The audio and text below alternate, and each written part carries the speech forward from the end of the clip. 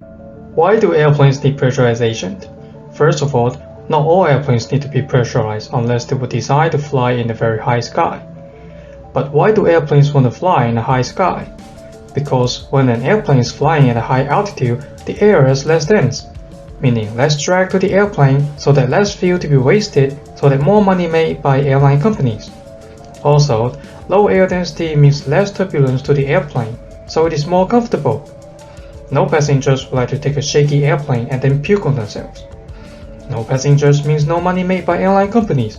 Yes, again, it's all about money. But flying in the high sky is a problem. Because air density is low at high altitude, the air pressure is low. Let's imagine an airplane without any pressurization system. When these airplanes are on the ground, the pressure both inside and outside the cabin are identical. As the airplane takes off and enters the upper atmosphere, the pressure inside the cabin will be as low as the outside atmospheric pressure. Once the airplane reaches 10,000 feet, everyone on board will lose consciousness quickly due to the low density of oxygen. Once the airplane reaches 63,000 feet, the Armstrong limit, the extremely low pressure will cause blood boiling point to drop to 98.6 Fahrenheit, the blood temperature of human.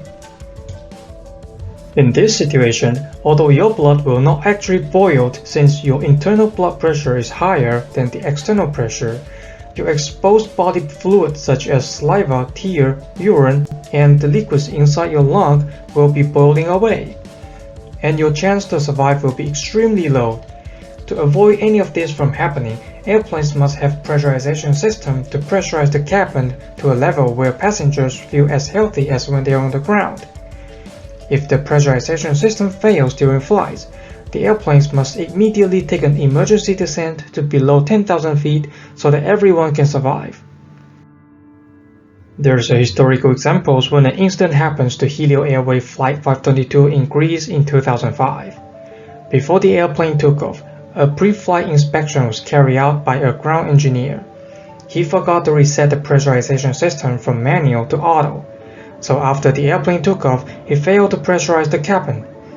Once the airplane ascended to 10,000 feet, everyone including pilots lost consciousness in a very short time. Unfortunately, the airplane continued to climb to 34,000 feet as it was in the situation. Helios Airways Flight 522 eventually ran out of fuel and crashed onto the ground, killing all 121 occupants. There's another example when an incident happens to Sichuan Airline Flight 8633 in China in 2018. When the airplane was at 30,000 feet, the windshield suddenly busted. In this situation, the pilot was risking from losing consciousness due to the reducing cockpit pressure, and the co-pilot was pushed out halfway of the window, because the reducing cockpit pressure was still higher than the outer atmospheric pressure.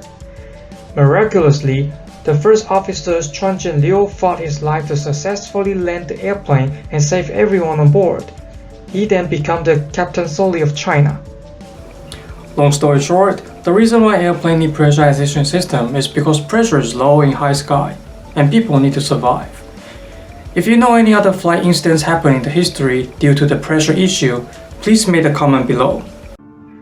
If you like this video, please hit the subscribe button and leave the comment below. It will be very helpful. Thank you for watching.